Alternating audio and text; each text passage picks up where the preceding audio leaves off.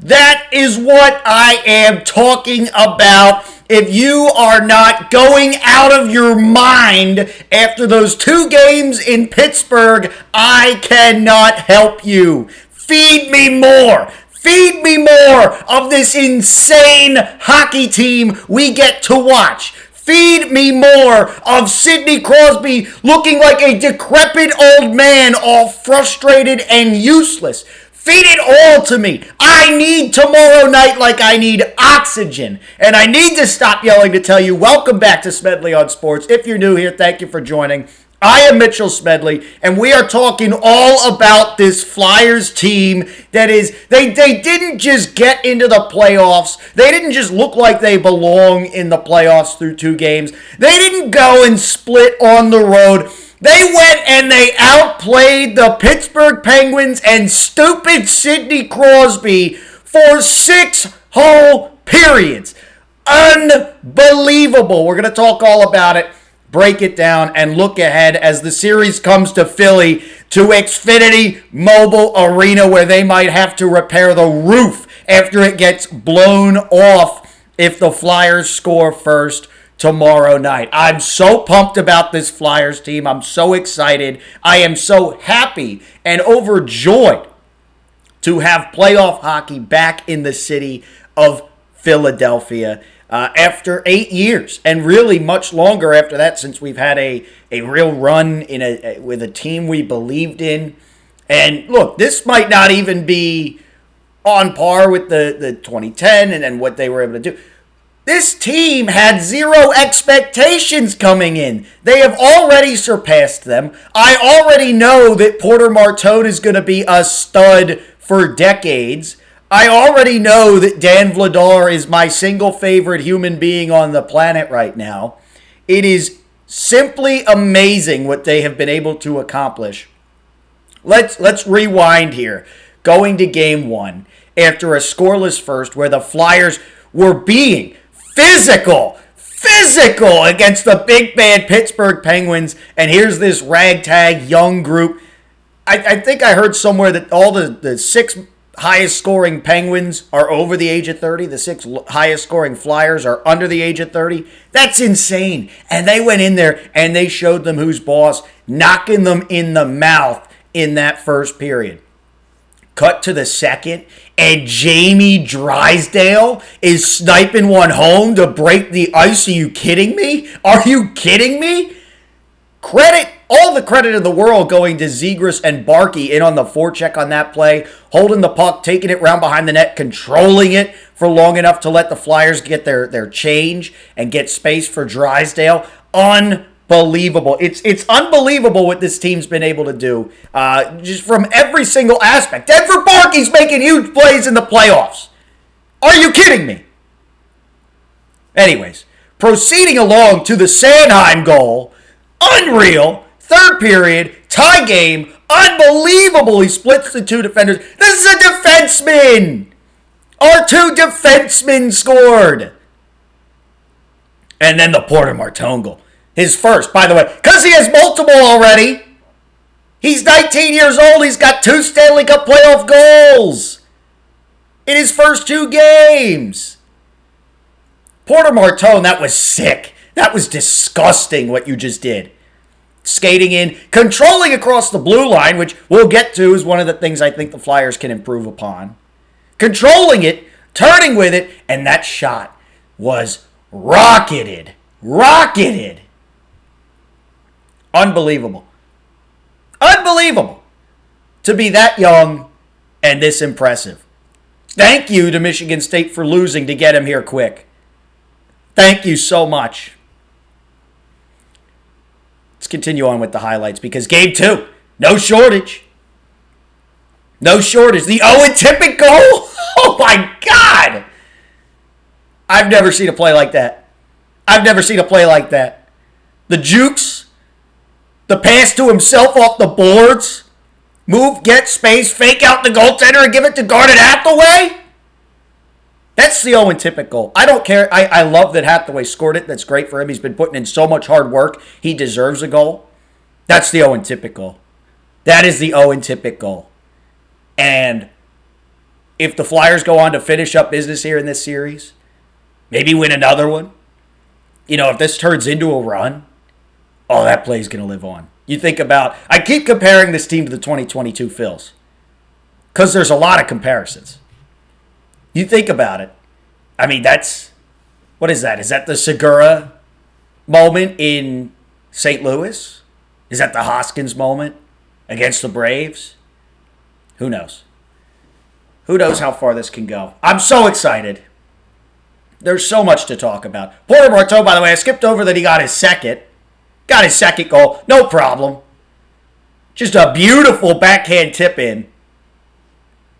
Porter Martone's sick, dude. Porter Martone is unbelievable. But we got to talk about Dan Vladar. Because Dan Vladar was under siege. There were some cracks in that defense for the Flyers in the second and third period of Game 2. And he shut them out. He didn't let anything pass. The Flyers haven't had to play from behind yet because Dan Vladar is a brick wall. A brick wall. My dog's running across the room. Nothing gets through Dan Vladar.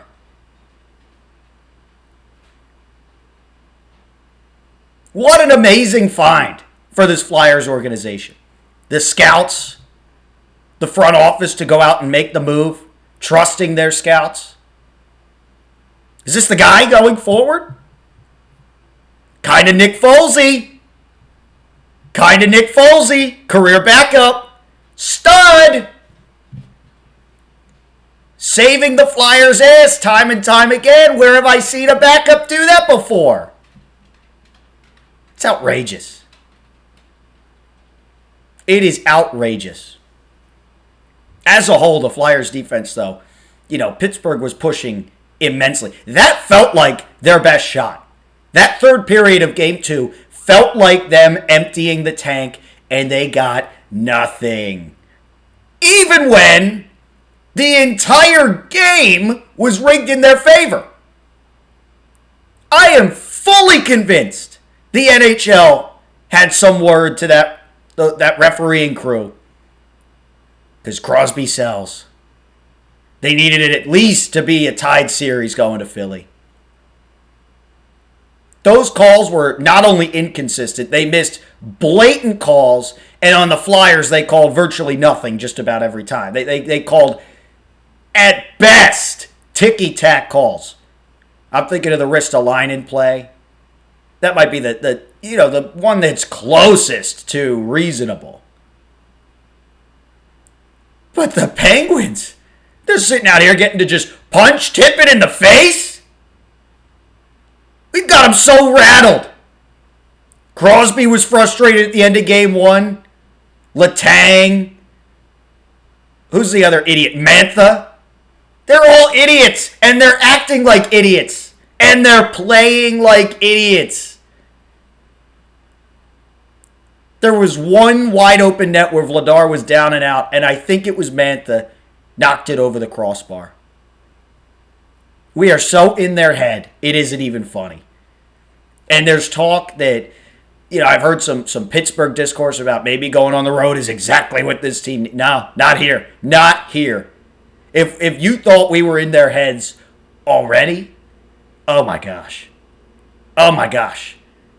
Now that we're going to have a whole arena full of screaming people wearing orange, can you imagine the Crosby sucks chance this year? Chills. Chills. Chills. Absolute chills. And if the Flyers score first, oh my gosh. This has the potential to be one of those real atmospheres that changes a game.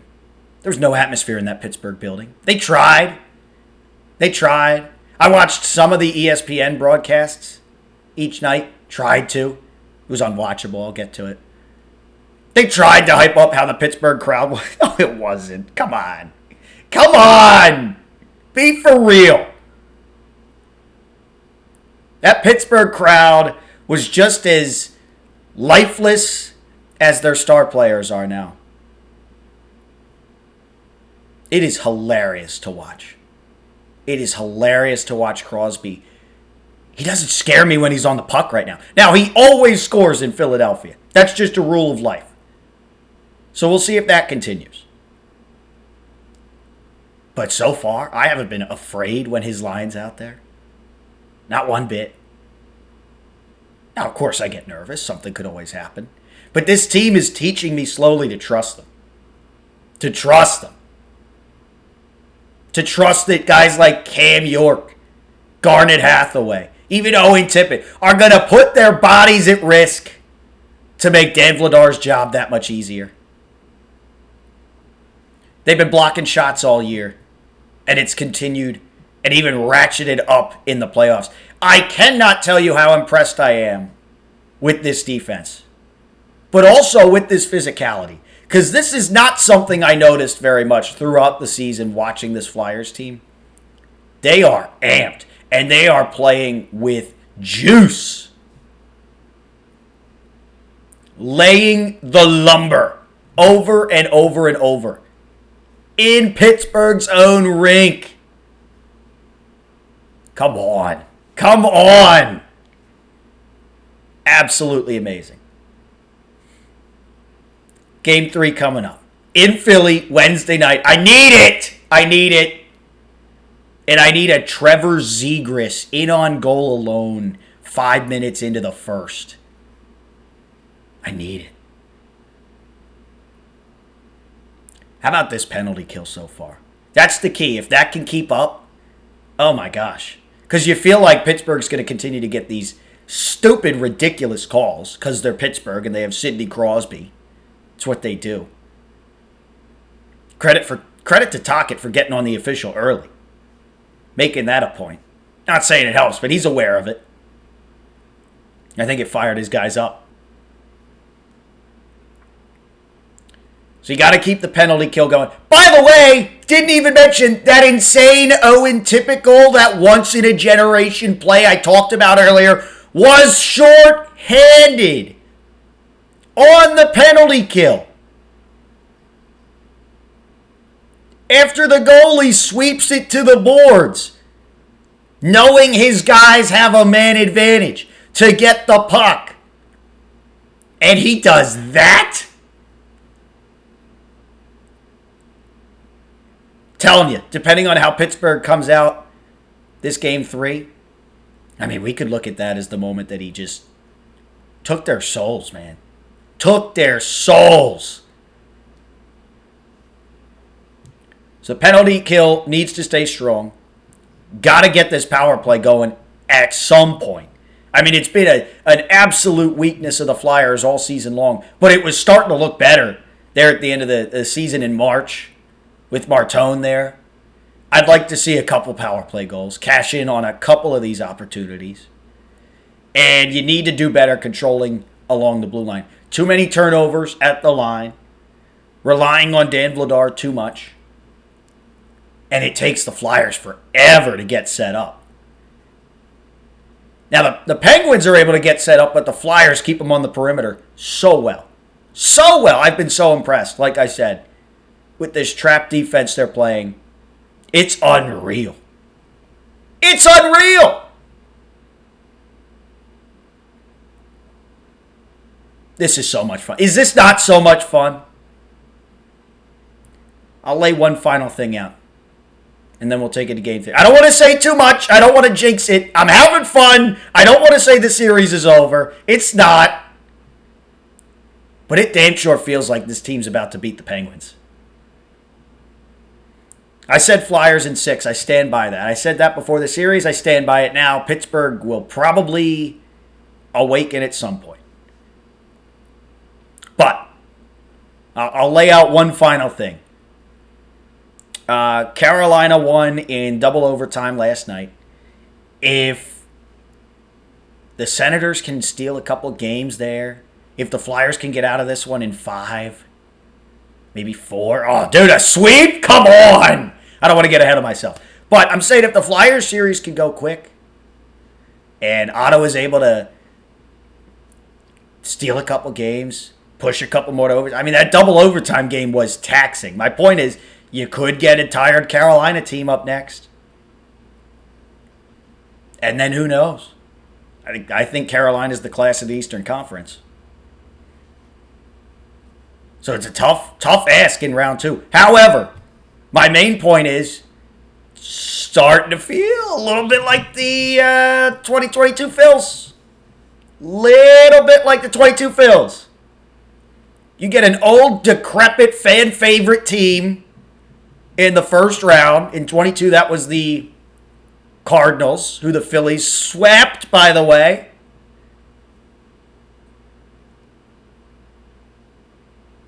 And then you get the big bad, at that time they were defending world champs, the best team in the National League, the Braves. Feels a lot like the Hurricanes. Feels a lot like the Hurricanes. But you have a young team with mojo. Hottest team since whatever date. Oh, man. And then, who are you going to get on the other side of that? Who's going to win the other side? It's way too early to tell. Buffalo? Feels a lot like the Padres from 22. The other up-and-coming team that took the league by storm and beat the storied Dodgers in the second round. I know it's the first round. That could be the Bruins. Just saying. Food for thought. And I know that team didn't get it done. But could you imagine if this Flyers team was Eastern Conference champions? Unreal. Unbelievable. And I just can't believe how much I missed playoff hockey.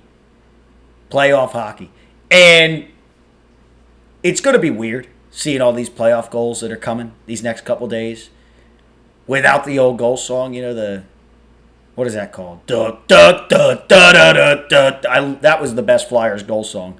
And they should bring it back. But that place is going to be rocking regardless. I miss this so much, being so invested in every shift, every line change, every icing call after a 45-second, a 1 minute, 15-second shift. Screaming my head off.